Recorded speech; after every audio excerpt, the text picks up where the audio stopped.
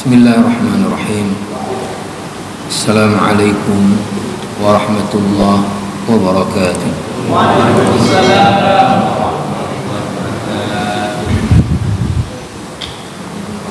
Alhamdulillah rabbil alamin. Wassalatu wassalamu ala sayyidil mursalin nabiyyina Muhammadin wa ala alihi wa sahbihi ajma'in. Amma ba'd. أوصيني وإياكم جميعا بتقوى الله. اتقوا الله حق تقاته. اتقوا الله سرا وعلانية. اتقوا الله فيما أمر وانتهوا عما نهى عنه وزجر. Hadirin hadirat sidang jamaah salat maghrib yang dimuliakan Allah. Alhamdulillah kita baru saja selesai melaksanakan salat fardu maghrib kita di awal waktu secara berjamaah di rumah Allah yang mulia ini. Alhamdulillah selepas salat kita masih ada waktu kesempatan untuk kita melanjutkan i'tikaf sambil kita menunggu waktu fardhu isya yang nantinya juga akan kita tunaikan di awal waktu secara berjamaah. Kita juga dapat duduk dalam majelis ilmu syar'i, majelis yang mendatangkan rahmat, majelis yang mendatangkan sakinah, majelis yang dibangga-banggakan Allah kepada para malaikatnya. Para jamaah yang mulia, seperti yang kita sampaikan pada pertemuan yang lalu, pada kesempatan ini ya, kita khusus membahas terkait dengan hadis palsu ya, terkait dengan hadis palsu. Dalam istilah bahasa Arab disebut dengan hadis maudhu'. Saya sudah baca 3 kitab terkait dengan pembahasan ini. Ada kitab Muhimmat Ulumil Hadis, ada kitab yang di depan saya ini Taisir Mustalahil Hadis, ada kitab Ulumul Hadis wa Mustalahuhu. Ketiga-tiga ini saya lihat pembahasannya hampir sama, baik dari sisi pembahasan maupun dengan contoh-contoh yang diberikan. Nanti ada sedikit tambahan di dalam kitab Ulumul Hadis wa Mustalahuhu. Nanti kita akan baca di situ. Sepertinya saya melihat dari 3 ini yang paling cara penyajiannya lebih mudah kita ikuti adalah kitab Taisir Mustalahil Hadis karya Dr. Mahmud Tahan. Maka saya gunakan ini sebagai rujukan. Yang pertama di definisinya dulu ya. Hadis maudhu' itu secara definisi istilah adalah huwa al-kadhibu al-mukhtalaqu al-masnu'u al-mansubu ila Rasulillah sallallahu alaihi wasallam. Kebohongan yang diciptakan dan disandarkan kepada Nabi sallallahu alaihi wasallam. Jadi hadis palsu adalah ya, kebohongan yang diciptakan kemudian disandarkan kepada Nabi Sallallahu Alaihi Wasallam. Artinya ya, dia mengatakan yang mengatakan itu Nabi, padahal Nabi tidak ada mengatakan. Yang melakukan Nabi, padahal Nabi tidak melakukan. Di sini bahas selanjutnya adalah rutbatuhu, tingkatan hadis palsu ini. Huwa syarrul ahaditsidz dha'ifah wa aqbahuha. Dia adalah seburuk-buruk daripada hadis dhaif. Inilah dia hadis palsu ini ya. Wa ba'dul ulama'i ya'tabiruhu qisman mustaqillan wa laysa naw'an min anwa'il ahadithi ad-dha'ifati. Sebagian para ulama bahkan menjadikan hadis palsu ini sebagai bahasan tersendiri, tidak dimasukkan ke dalam kelompok hadis yang dhaif karena sesungguhnya bukan hadis ya. sesungguhnya dia bukan hadis, sehingga ke hadis dhaif pun tidak dimasukkan karena bukan hadis, ya. Kemudian jamaah rahimakumullah, yang dibahas berikutnya adalah hukmu riwayatihi, apa hukum meriwayatkan hadis palsu ini. Ajma'al ulama'u ala annahu la tahillu riwayatuhu li ahadin 'alima halahu fi ayyi ma'nan kana illa ma'a bayani wad'ihi. Ya, bagi siapapun, ya, tidak boleh meriwayatkan hadis, ya, palsu, ya, kalau dia tahu bahwa itu hadis palsu, kecuali ketika dia riwayatkan itu untuk mengajarkan orang bahwa ini jangan diikuti, ini palsu, ya. Jadi kalau untuk maksud menjelaskan bahwa ini adalah palsu, jangan diikuti, itu yang dibenarkan, ya. Dan ini menjadi ijma' Nabi sallallahu alaihi wasallam. Karena apa? Karena ada hadis Nabi yang derajatnya mutawatir. Jamaah rahimakumullah, adalah apa? Ya, man kadzaba alayya muta'ammidan falyatabawwa maq'adahu minan nar. Siapa yang sengaja mendustaiku, ya, artinya buat hadis palsu, maka tempatnya adalah di neraka. Ini jamaah rahimakumullah. Sekarang, ya, dibahas juga turuq al-wadda'ina fi, ya, siyagatil hadithi. Bagaimana cara atau metode yang ditempuh oleh mereka-mereka yang buat hadis palsu? Bagaimana cara mereka di dalam membuat hadis palsu? Pertama adalah, ya, imma an yunshi'a al-wadda'ul kalama min 'indihi thumma yad'u lahu isnadan wa yarwihi. Teknik pertama adalah, ya, orang yang buat hadis palsu tadi dia karang kalimatnya, bahasa kalimat dia dari dia, ya. Kemudian biar orang yakin tadi, dia ambil sanad daripada hadis yang lain yang sudah ada sanadnya, haddatsana fulan fulan fulan fulan fulan. Jadi isi hadis dalam istilah hadis adalah matan, ya, isi hadisnya adalah itu dari dia, murni dari dia. Nah, kemudian dia pasangkan sanad, ya, mata rantai perawi, ya, di belakang itu, agar supaya tadi orang yakin bahwa itu dari Rasulullah. Ini teknik pertama. Teknik yang kedua adalah wa imma ay ya'khudha kalaman li ba'dil hukama'i aw ghairihim wa yadha' lahu isnadan. Yang kedua bisa jadi, ya, matan hadis, isi hadis, bahasa hadis itu bukan dari dia, tapi dia kutip, ya, pernyataan orang-orang bijak, ya, atau dia kutip, ya, apa namanya, ini terjadi juga di kita. Saya akan beri contoh. Dikutip bahagian daripada hadis Nabi, dimasukkan lagi oleh dia bahagian tambahan yang itu dari dia, lalu kemudian dia taruhlah sanadnya tadi, haddatsana fulan fulan fulan fulan fulan fulan, ya. Ini teknik orang membuat hadis palsu. Kemudian jamaah rahimakumullah, dibahas adalah kaifa yu'raful haditsul mawdu'u. Bagaimana cara mengetahui hadis palsu? Ya, tadi cara mereka buat. Sekarang kita ini atau ulama hadis, bagaimana cara mengetahui hadis palsu? Ya. Pertama adalah iqrarul wadhi'i bil wadhi.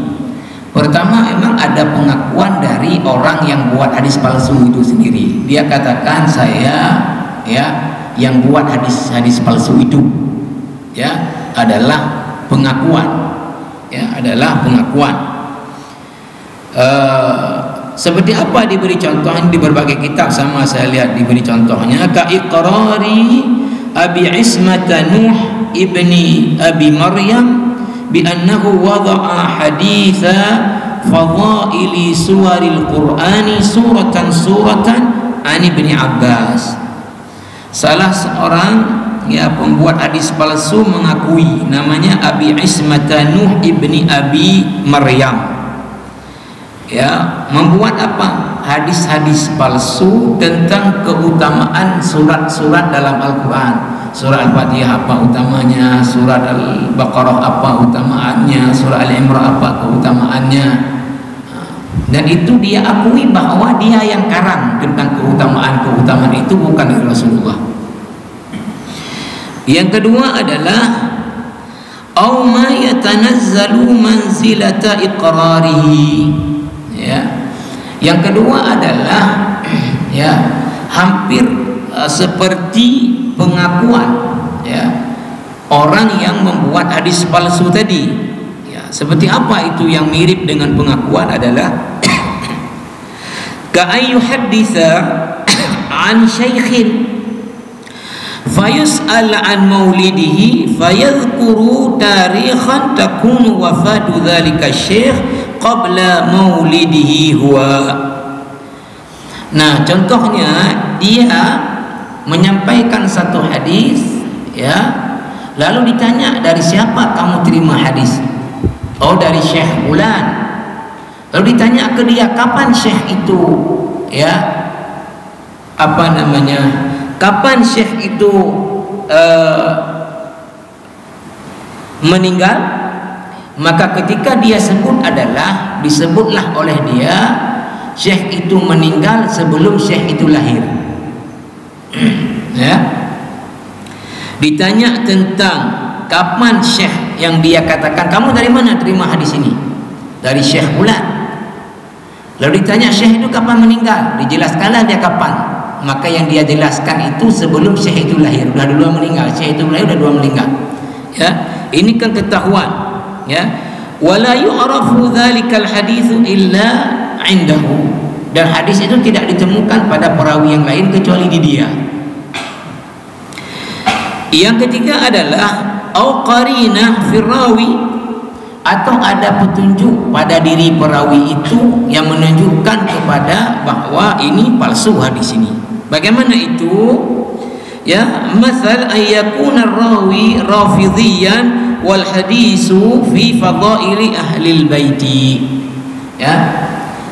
Misalnya hadis tentang keutamaan keluarga Rasulullah, ini namanya ahlul bait, disampaikan oleh siapa? Oleh Syiah Rafidhah. Jadi seorang Syiah Rafidhah menyampaikan, misalnya ada hadis tentang ini adalah apa? Bunyi hadisnya, Ali khairul bashar man syakka fihi kafar. Ali adalah sebaik-baik manusia, siapa yang ragu padanya telah kafir. Ini dibilang oleh orang Syiah. Jadi berarti ini secara sekilas artinya menunjukkan bahwa ini palsu. Kalau dalam bahasa kita, orang muntasi bilang keutamaan muntasi, patut dicurigai. Patut dicurigai. Jadi adanya indikasi dari dirinya seorang perawi, seperti tadi orang Syiah menjelaskan tentang keutamaan ahlul bait. Qarinah fi al-marwi, atau kemudian juga ada petunjuk dari hadis itu sendiri. Misal qaulil hadithi rakikal lafzi atau mukhalifan lil hissi atau sarih al-Quran. Atau dari segi isi hadis itu sendiri, pertama secara bahasa dia akan terasa bahwa bahasanya itu adalah bukan bahasa Nabi, bukan bahasa Nabi, atau maknanya itu bertentangan dengan Al-Quran itu sendiri. Ya, ini diantara tanda-tanda di dalam mengenali hadis palsu. Tapi sesungguhnya ya, terakhir tentu untuk mengecek satu hadis palsu atau tidak palsu, kalau konteks sekarang ini ya sudah jauh lebih mudah. Ya, kenapa? Pertama, sekarang semua hadis-hadis Nabi itu sudah dibukukan. Ya, tidak ada lagi yang belum dibukukan. Ya. Bahkan semua hadis-hadis Nabi itu sudah dikomentari derajat hadisnya oleh para ulama hadis. Ya. Nah, sehingga orang sekarang ini juga dengan teknologi yang ada, ya, para mahasiswa atau yang belajar hadis, mereka sudah punya folder, ya. Kalau kita kirim ke dia ya matan hadis, dia ketik di komputer satu kalimat saja, itu akan keluar di kitab apa ada. Nah, berarti ketika di kitab-kitab hadis yang mu'tabarah tidak ada, nah ini di mana? Ya, terutama misalnya dicek dulu ke kutubus sittah, kitab hadis yang 6. Sahih Bukhari, Sahih Muslim, kemudian Sunan. Ya, Sunan Tirmizi, Abu Daud, Ibnu Majah, An-Nasa'i. Kemudian dicek juga kepada musnadnya Imam Ahmad bin Hanbal, muwatta'nya Imam Malik, ya. Kemudian Sahih Ibnu Khuzaimah, Mustadrak Al-Hakim, tidak ada misalnya. Nah, ini tidak ada di kitab-kitab hadis. Ini adalah bukan hadis, ya. Ya, kemungkinan tadi orang memasukkan hadis palsu ini sebelum kemudian tadi diteliti adalah di zaman pengumpulan hadis abad awal kedua Hijriah, abad ketiga Hijriah, ya. Tapi setelah para ulama tadi mengumpulkan hadis di kitab-kitab mereka, nah kalau sekarang ini tidak ada lagi, ya, celah orang untuk kemudian membuat hadis palsu langsung akan ketahuan. Ya, kalau itu adalah bukan hadis, ya. Jamaah rahimakumullah, sekarang kita lihat dawa'i al-wad'i wa asnafi al-wadha'in. Sekarang apa faktor pendorong orang-orang membuat hadis palsu? Apa motivasi orang-orang membuat hadis palsu? Ya, pertama, ya, ini yang maksudnya baik tapi tetap tidak boleh. Maksudnya cukup mulia. Apa dia? At-taqarrub ila Allah Ta'ala bi wad'i ahadithi turaghibun nasa fi al-khairat. Pertama adalah untuk mendekatkan orang kepada Allah. Dengan apa? Membuat hadis-hadis palsu tentang keutamaan melakukan amal-amal saleh. Wa ahadits tukhawwifuhum min fi'lil munkarat, dan membuat hadis-hadis palsu yang menakutkan orang untuk melakukan kemungkaran. Ini kan secara niat bagus sekali, ya, membuat hadis kalau buat ini pahalanya sekian biar orang ramai-ramai, ya, melakukan kebaikan, ya. Membuat hadis tentang ancaman kalau melakukan maksiat ini biar takut orang, ya. Wa haula'i al-wadha'una qauman yantasibuna ila zuhdi was salah. Ini biasanya, ya, yang membuat hadis-hadis seperti ini adalah mereka-mereka orang-orang yang zuhud, orang-orang yang wara, ya, orang-orang yang zuhud, ya, orang-orang sufi, ya. Wa hum syarrul wadha'ina. Ulama hadis mengatakan mereka ini adalah pembuat hadis palsu yang paling buruk, sekalipun niatnya mereka baik. Kenapa? li'anna an-nasa qabilat mawdu'atihim siqatan bihim, karena orang akan menerima hadis-hadis mereka itu karena yakin yang bilang ini adalah orang saleh. Kalau istilah kata angguklah hobi biraya, penceramah yang sampaikan hadis angguk ke urut, hadisnya palsu. Nah ini kan lebih berbahaya. Kalau yang sampaikan adalah preman, orang di luar, wih begah haji preman. Tapi ketika orang dianggap ulama, kemudian di mana-mana ceramah, tapi yang disampaikan hadis palsu, kan orang angguk-angguk. Ya. Seperti kita, ya, paling banyak ya kalau di orang awam kita temukan, kalau kita tanya, ya dan kau pegangan, dan kuburan, itu yang jadinya mau. Kalau kita tanya lebih dalam ada dalilnya, jangan udah pulang pokoknya dan kuburan. Jadi sangat bahaya kalau orang alim menyampaikan hadis palsu, karena orang yakin dengan performan dia dan status sosial dia. Nah ini, wa min haula'i Maisarah ibni Abdi Rabbi, faqad rawa Ibni Hibban fi Dhu'afa'i an Ibni Mahdi qala, ya, di antara yang membuat hadis palsu untuk mendorong orang tadi buat amal saleh, meninggalkan kemungkaran adalah Maisarah ibni Abdi Rabbi. Ibnu Hibban dalam kitabnya yang mengumpulkan tentang hadis-hadis palsu itu meriwayatkan, ya, dari Ibni Mahdi bahwa Ibni Mahdi ini pernah berkata, qultu li Maisarah ibni Abdi Rabbi min aina ji'ta bihadhihi al-ahadith. Ibnu Mahdi bertanya kepada Maisarah tadi, dari mana hadis-hadis ini kamu riwayatkan? Dari siapa kamu ambil ini hadis-hadis? Ya, apa hadis-hadisnya? Man qara'a kadza falahu kadza. Siapa yang baca ini pahalanya ini, yang baca ini pahalanya ini, baca ini pahalanya ini. Faqala wada'atuha liuraghiban nas. Saya sendiri yang buat biar orang mau ibadah. Jadi ketika ditanya oleh Ibnu Mahdi kepada Maisarah, dari mana hadis-hadis kamu? Kalau baca ini pahalanya gini, kalau buat ini pahalanya dari mana ya? Baru dia katakan, saya buat sendiri biar orang-orang mau ibadah. Ini tetap walaupun niatnya baik adalah tidak dibenarkan karena telah mendustai Nabi Sallallahu Alaihi Wasallam.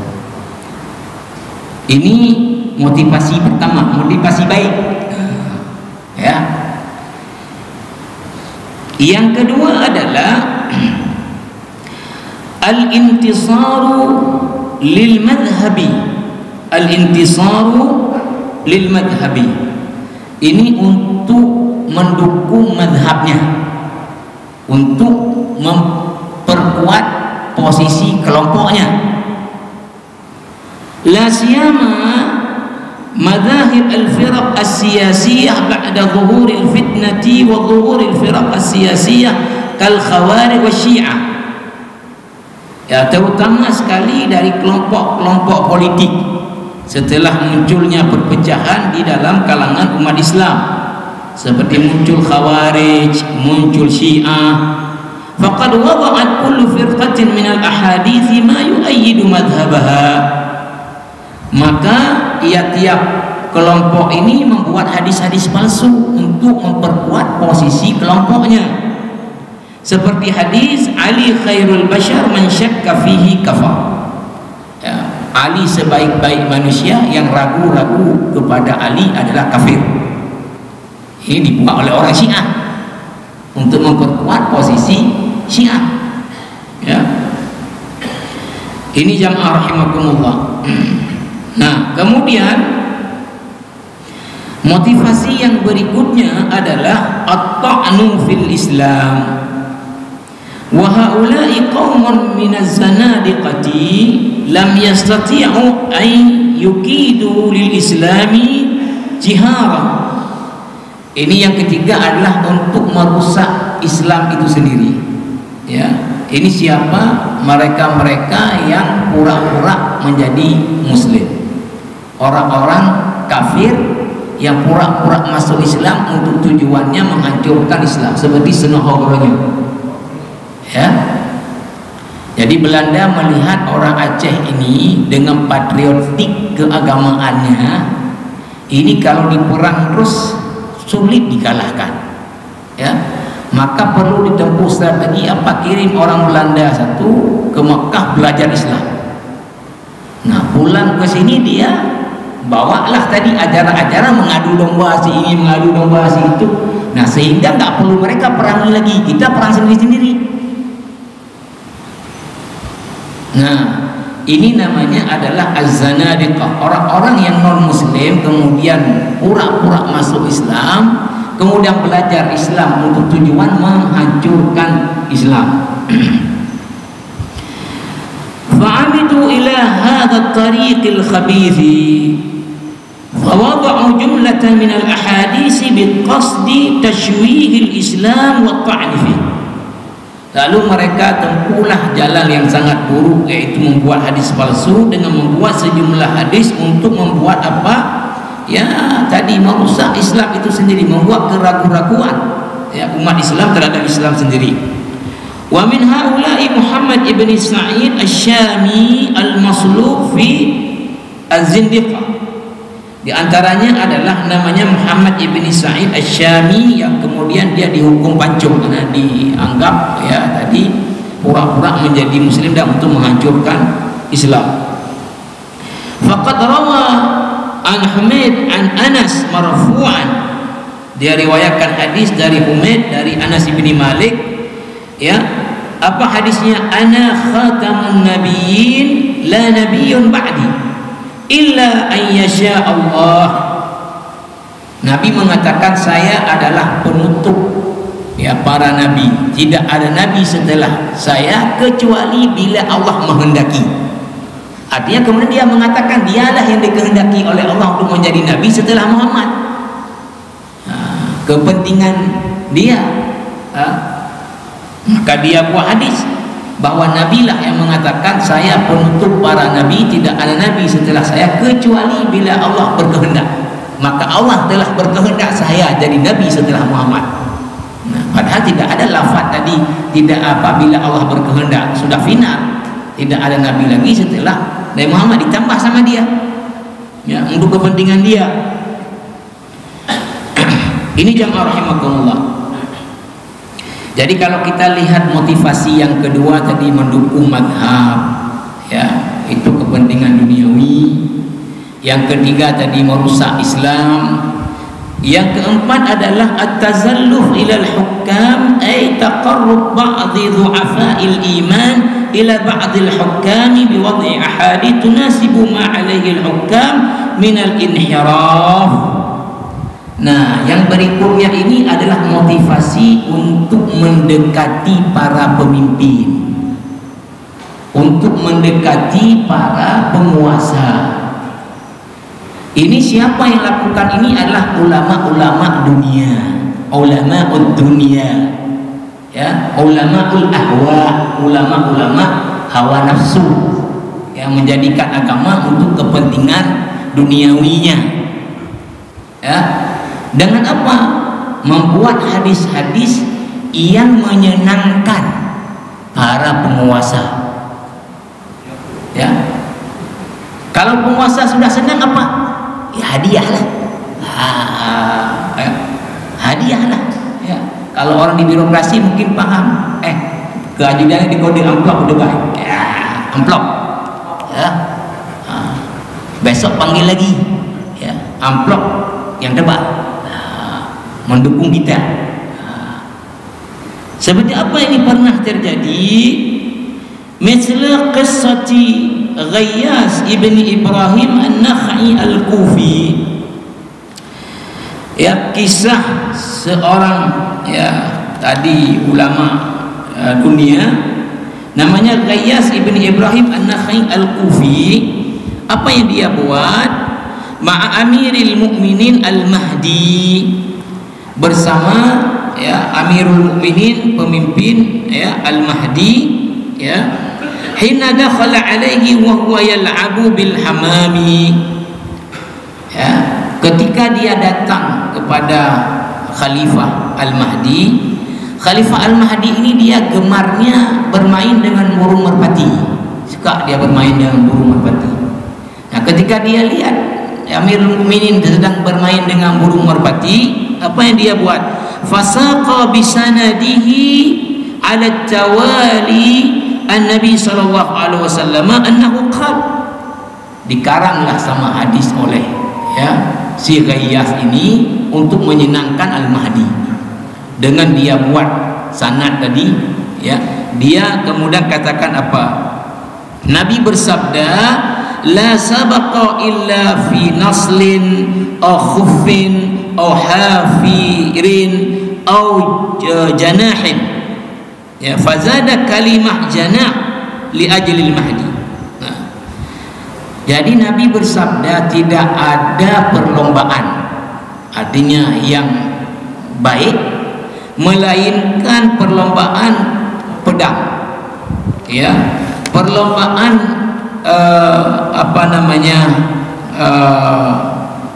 pacuan, kuda, perlombaan menggali.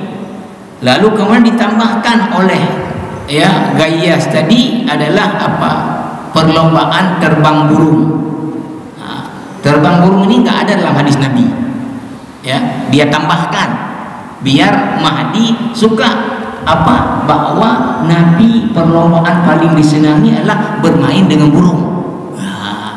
Dia kan tunggu ini pasti dikasih hadiah.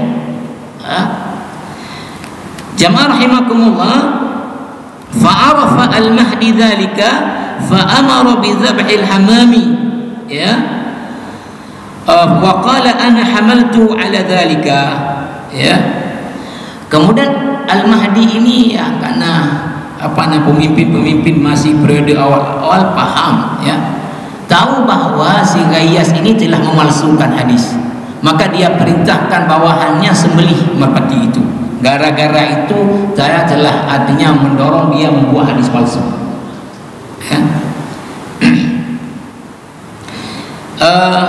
Motivasi berikutnya, ini motivasi berikutnya, at-takassubu wa talabur rizqi, untuk mencari rezeki, cari rezeki, seperti apa? Kaba'adil qusasil ladina yatakassabuna bitahaddusi ila nas, fayuraddiduna ba'dal qasas, seperti para pembuat kisah-kisah, kisah-kisah yang diceritakan di depan jamaah, lalu jamaah terangguk-angguk, habis selesai kemudian dia berdiri, orang salaman duit karena berkenan kali dengan yang disampaikan. Apa ada andong telinga kayak yang begah, maka tariklah dompet.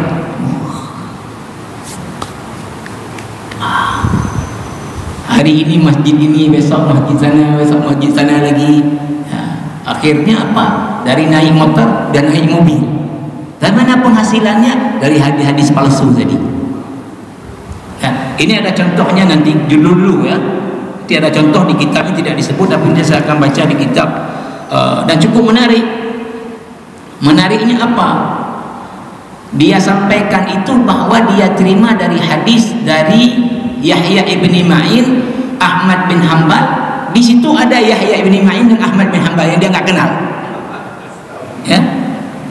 Nanti ini kita akan sebut Yang berikutnya adalah terakhir, qasdus syuhrah, untuk mencari popularitas,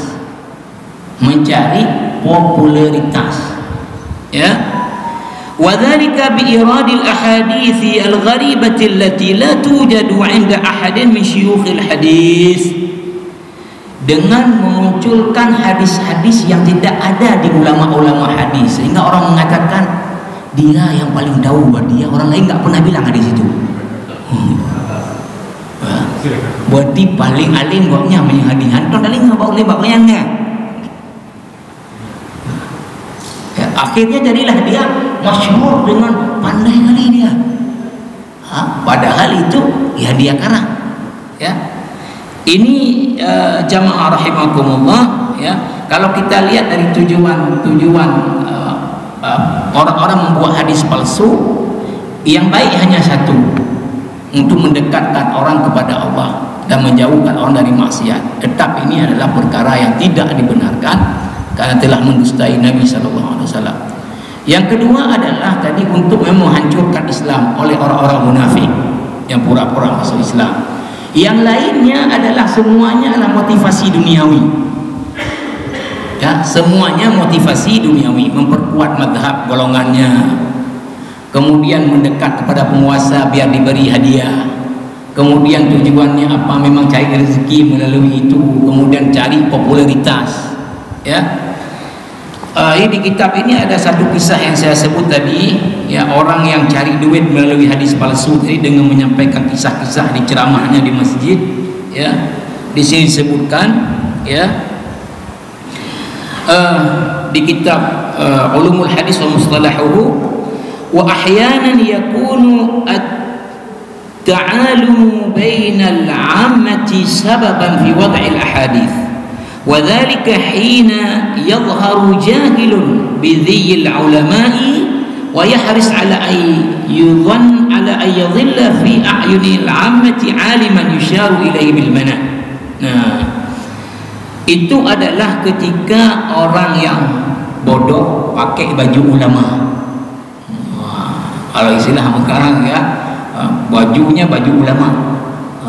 Padahal ini orang, ya, ulama dunia atau ulama tanggung, ya, lalu bersembunyi biar tak ketahuan di mana, di pakaian, ya, di pakaian.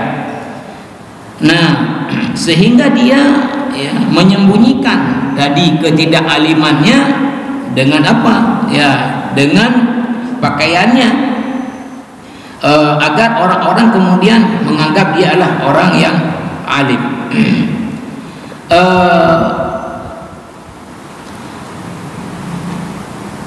Warawa Ibnu Jauzi bi isnadihi ila Abi Ja'far ibni Muhammad At-Tayalisi qala. Jadi Ibnu Jauzi, ya, meriwayatkan dengan sanadnya kepada Abi Ja'far ibni Muhammad At-Tayalisi. Abi Ja'far ibni Muhammad At-Tayalisi mengatakan, Shalla Ahmad ibni Hanbal wa Yahya ibni Ma'in fi masjidi Ar-Rasafah. Imam Ahmad bin Hanbal, ini ulama besar di hadis, beliau punya kitab musnadnya. Kemudian ada seperiode dengan beliau dan teman beliau juga adalah Yahya ibni Ma'in, seorang juga perawi hadis yang punya kualifikasi tadi dhabit dan adil. Ya, Yahya ibni Ma'in dan Imam Ahmad suatu hari solat di sebuah masjid namanya Masjid Ar-Rasafah. Faqama baina aydihim qasun. Setelah selesai solat bangunlah satu orang ceramah. Tapi dia pola ceramahnya adalah dengan cerita. Faqala, dia bawalah hadis. Dengan dia mulai apa? Haddatsana Ahmad ibni Hanbal wa Yahya ibni Ma'in qala. Telah memberitahu kepada saya Ahmad bin Hanbal dan Yahya ibni Ma'in, keduanya berkata. Di situ ada Imam bin Hanbal, di situ ada Yahya ibni Ma'in, dia tak kenal. Nah, dia tak kenal. Kata dia, ya, bahwa dia sudah disampaikan hadis oleh Ahmad bin Hanbal, Yahya ibni Ma'in. Kedua orang itu ada dalam jamaah salat tadi. Nah, kemudian apa? Qala, kedua orang tadi Ahmad bin Hanbal dan Yahya ibni mengatakan haddatsana Abdul Razzaq an Ma'mar an Qutadah. Lihat dia susun ininya, sanadnya. Kedua tadi Imam Ahmad dan Yahya ibn Ma'in mengatakan telah menerima hadis dari Abdul Razzaq, dari Ma'mar, dari Qutadah, dari Anas ibn Malik. Qala, Anas berkata, qala Rasulullah sallallahu alaihi wasallam, Rasulullah bersabda, mulailah dia karang. Ya. Man qala la ilaha illallah, siapa yang membaca la ilaha illallah, khalaqallahu min kulli kalimatin tayran. Allah akan menciptakan dari setiap kalimat tadi la ilaha illallah seekor burung. Ya, seekor burung minqaruhu min zahab. Paruhnya itu dari emas. Ya. Warishuhu ya min marjan. Bulunya itu daripada permata. Baik, dia katakan Nabi bersabda ya di depan jamaah salat, setelah salat, siapa yang baca la ilaha illallah setiap kalimat Allah akan menciptakan baginya nanti di akhirat burung yang ya paruhnya dari emas, bulunya daripada permata. Wa akhadha fi khassatihi nahwan min 20 waraqah, dan dia lanjut cerita tadi keutamaan baca ini sampai 20 halaman kertas di tangan dia itu, sampai 20 halaman. Faja'ala Ahmad ibn Hanbal yanzuru ila Yahya ibn Ma'in wa Yahya ibn Ma'in ya yanzuru ila Ahmad. Maka Imam Ahmad, karena dibilang tadi orang itu yang mengatakan saling tengok ya, Imam Ahmad tengok ke Yahya ibn Ma'in, Yahya ibn Ma'in tengok kepada Imam Ahmad. Apa yang mereka lakukan? Haddastahu bikadza. Artinya Imam Ahmad tanya ke Yahya, kamu ada sampaikan hadis itu ke dia?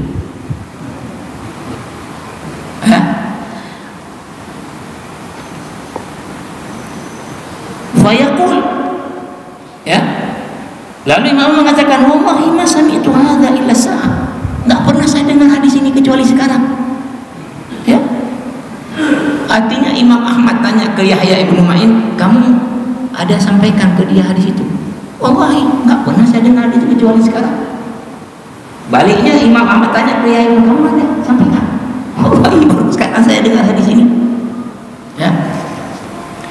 Falamma faragha min qasasihi wa akhadha al-atayat, setelah selesai dia cerita tadi, lalu kemudian orang kasih dah ke dia duit. Dia berdiri, habis selesai ceramah, datanglah orang berbaris, pegang. Terima dia pemberian orang-orang. Summa qa'ada yantaziru baqiyataha. Setelah udah orang kasih tadi, dia berdiri dan terima orang kasih duit, kau udah habis yang jalan, duduklah dia nunggu ada yang nyusul mungkin. Nunggu ada yang nyusul ya. Faqala lahu Yahya ibn Ma'in biyadihi, Yahya ibn Ma'in dengan pegang tangan dia orang ini ya, kemudian mengatakan ta'al, sini kamu, sini, dipegang tangannya ya. Faja'a mutawahhiman li nawalin, dia datang dipikir mau dikasih juga sama Yahya ibn Ma'in. Sini kamu, bikin gejaulah, ya kacalau ha?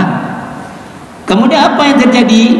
Faqala lahu Yahya, man haddatsaka bihadzal hadis, siapa yang sampaikan hadis tadi kepada kamu?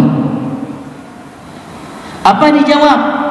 Faqala Ahmad ibn Hanbal wa Yahya ibn Ma'in. Oh, Ahmad ibn Hanbal dan Yahya ibn Ma'in ya.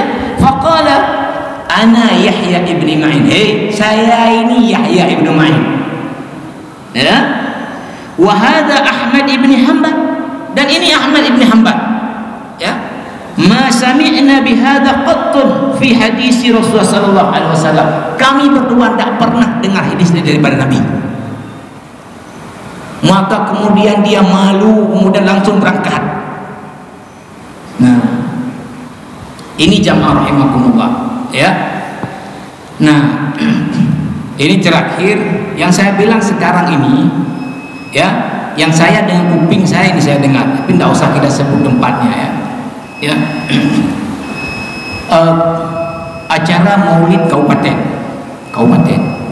Kemudian ada sambutan kedua panitia ya.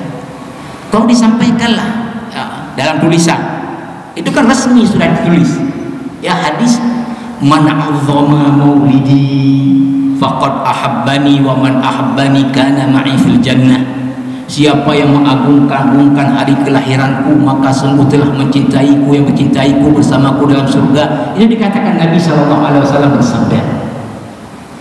Aduh, oleh seorang ya pejabat besar. Yang tulis ini entah siapa, ya. Nah sekarang kita sering ini mendengarkan ini musim maulid, ya, para pencerah mengatakan man anfaqa dirhaman fi maulidi, yang mengeluarkan duit, ya, 1 dirham dalam memperingati hari lahirku, besarkanku, faqad ahabbani, telah mencintaiku, wa man ahabbani kana ma'i fil jannah, yang mencintaiku bersamaku dalam surga. Ini diangkut-angkut kemana-mana. Ya, saya mengatakan seluruh hadis yang berkaitan, ya, dengan yang mengagung-agungkan maulid atau itu adalah palsu. Ya. Ini jangan dipahami lagi kemudian, oh ini ustaz ini sudah bicara nggak boleh maulid. Saya dari tahun 93 udah ceramah maulid, sampai hari ini saya ceramah maulid. Ya. Tapi ngangkut hadis ini. Ya. Lalu kemudian nanti apa setelah menyampaikan hadis ini tambahkan, ya, nyan hemi hegang kaniling ngomong Nabi bukan? Toto yang berinfak 1 dirham mengagungkan hari kebesaranku, maka bersamaku dalam surga. Iya hemi, makanya raya-raya. Wallahu alam, apakah orang ini jadi tahu kalau itu palsu atau tidak tahu karena kebodohannya? Ya. Kalau tahu masih disampaikan, ini ada tendensius, ada kepentingan tadi, ada kepentingan. Seperti orang-orang tadi membuat ada hadis palsu, ya, kepentingannya kepentingan duniawi, ya, kepentingan duniawi. Ini yang sangat kita sayangkan jamaah rahimakumullah, ya. Kalau tahu kemudian menyampaikan, dosanya jauh lebih besar, karena dia tahu itu bukan dari Rasulullah, tapi untuk kepentingan masih dia sampaikan. Kalau tidak tahu itu kesalahan, karena tidak tahu kebodohan mungkin, ya, dimaafkan. Tapi bagi seorang sebetulnya yang sudah ustadz itu juga tidak boleh, ya, karena dia harus memastikan apa yang dia sampaikan itulah benar daripada agama. Kalau hadis mesti dia cross check dulu, itu adalah hadis dan derajat hadis seperti apa, ya. Itu adalah sebuah keharusan. Jangan sampai menyampaikan agama yang itu bukan daripada agama. Nah, ini jamaah rahimakumullah, ya, mungkin demikian karena waktu kita jamaah rahimakumullah, ya. Insyaallah, ya, kita sudah selesai tentang ulumul hadis. Untuk ke depan kita akan masuk kepada langsung kajian materi hadis, ya. Kita akan angkat daripada kitab hadis, apakah Riyadhus Shalihin ataupun kitab Al-Arba'un An-Nawawiyah atau kitab Jami' Al-Ulum wal Hikam yang menyempurnakan daripada Al-Arba'un An-Nawawiyah. Nanti saya lihat mana yang lebih baik. Subhanakallah bihamdika asyhadu an la ilaha illa anta astaghfiruka wa atubu ilaik. Wassalamualaikum warahmatullahi wabarakatuh. Waalaikumsalam.